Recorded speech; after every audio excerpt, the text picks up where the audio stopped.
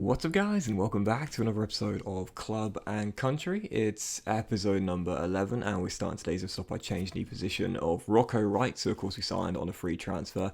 Mentioned it when we brought him in. He's not a central midfielder, he's an attacking midfielder. He's got great dribbling, he looks very threatening when going forward. So yeah, changed that position very quickly, completed the change, and he grew 2 ratings to 68 overall. Looks like a really decent pickup on a free transfer as well, with hopefully some okay potential as he's still very young indeed. So for the first game of today's episode, first game at home in the new season here on the back of the big win against Holston Kiel on the opening day of D2 Liga.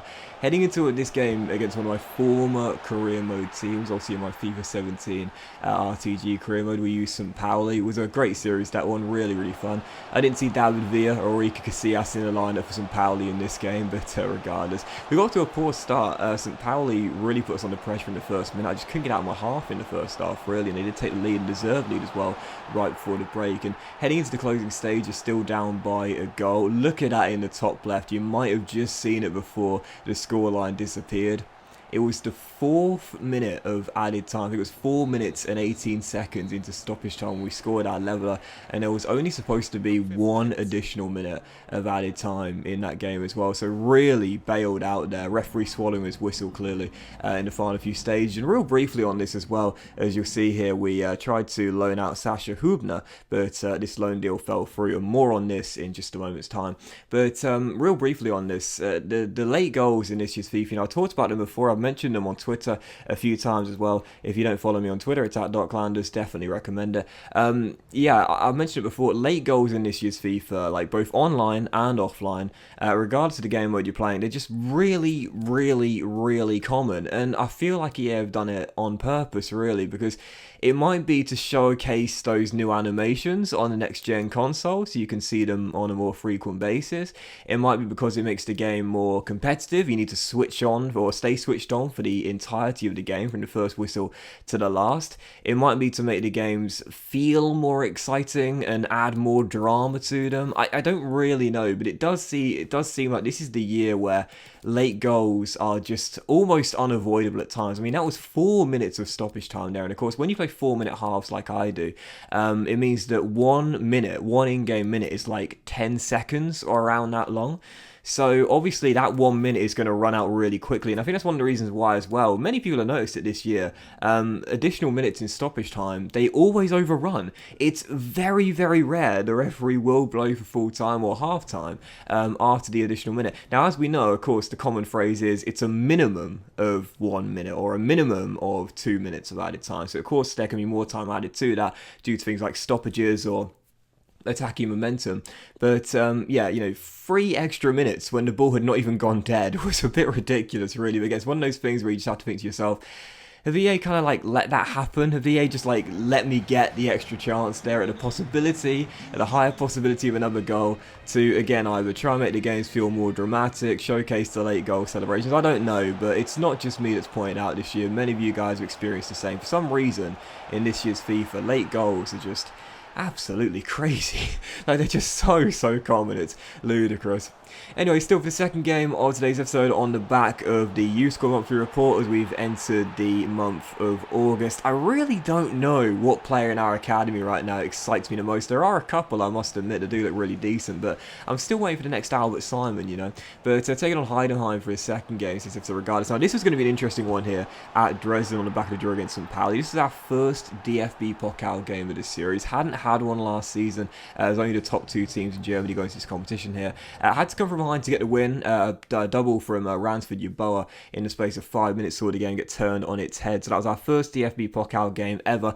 I would like a cup run this year. I gotta be honest, it'll be quite fun, like we had with Cork in the Court to Glory saves. But the most important thing for me is we just get promoted to the Bundesliga for season 3. So yeah, of course I like a cup run. We've got Stuttgart in the second round, and that's going to be at Dresden, and it will be our first ever test against a Bundesliga side. But the most important thing again to me is making sure we get promoted to the Bundesliga. So if that game falls in midweek, which I think it does, in between a bigger game in the 2 Liga, then I'm going to rotate my entire side, wave the white flag, and just say, do you know what? Steamroll us, beat us by a goal to nil. I don't really care. The league is far far more important to me. But still, following out, I decided to promote Moller to my first team after I changed position to right midfield. He looks really, really good. Speaking of academy players, I think he probably is the most exciting in the academy right now. I was given a new development plan as well.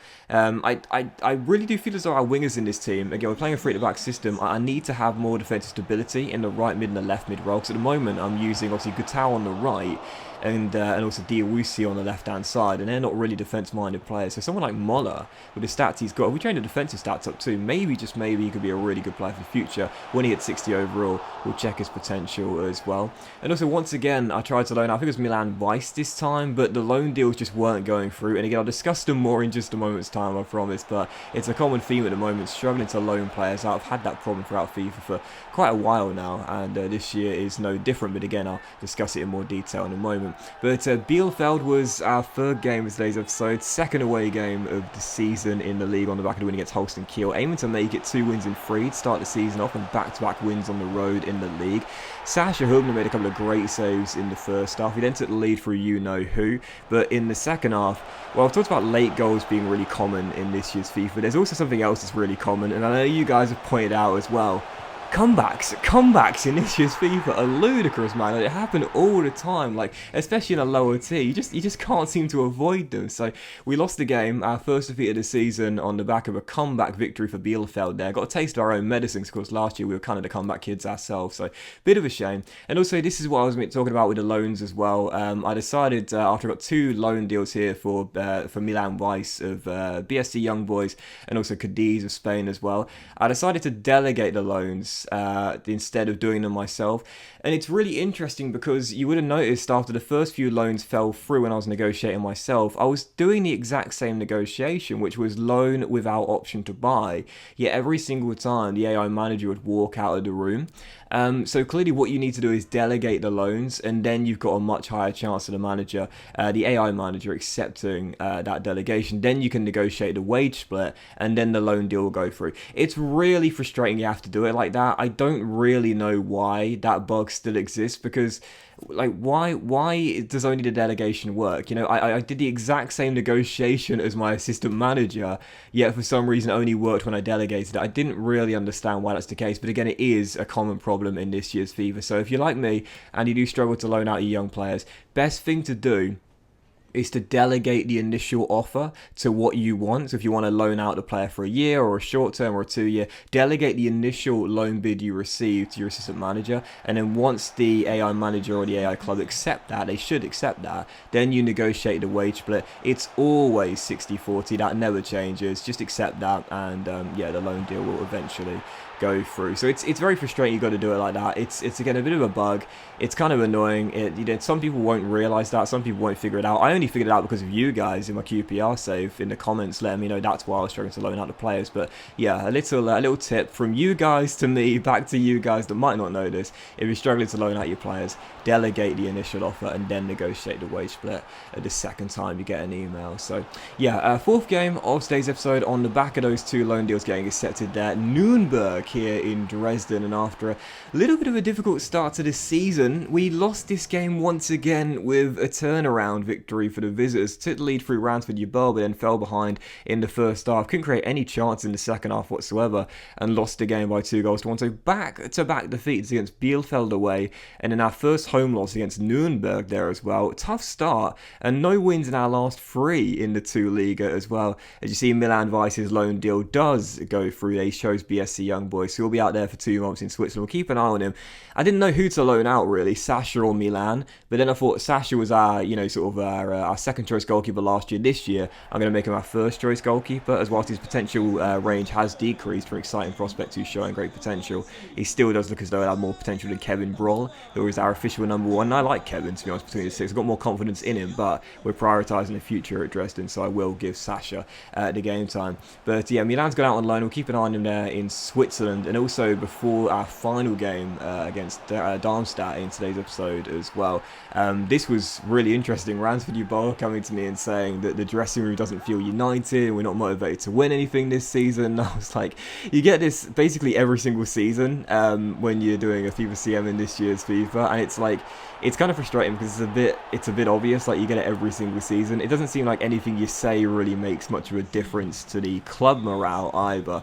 It's one of those things where, you know, since EA sort of added in player conversations where it's not a one-way street and you can respond to your players, they haven't really done much to it. Like, obviously you get 3 generic responses, 2 wield a positive response and 1 wields a negative response. Sometimes it'll wield a neutral response, but yeah, it's a bit kind of, I don't know, it's just a bit obvious really. Hopefully in the future, yeah, give that a little bit more work. But yeah, Darmstadt was our final game of today's episode. No wins in our last 3 in the Bundesliga after a pretty difficult start to the season, a surprisingly difficult start as well. Needed to respond in this game and would by 4 goals to 0 as well. Ransford Yeboah bagged a brace. Albert Simon also got 1 in this game as well. And I must admit, this has been a tougher start to the season than I was expecting. I thought by this point we'd be like top of the table from our first 5 games, cruising, to be honest. But instead, maybe I've underestimated some of the teams in this second tier of German football. We know there are some good ones here, don't get me wrong. Union Berlin, who lead the way. Bielefeld already beaten us. Hanover 96 of us right now.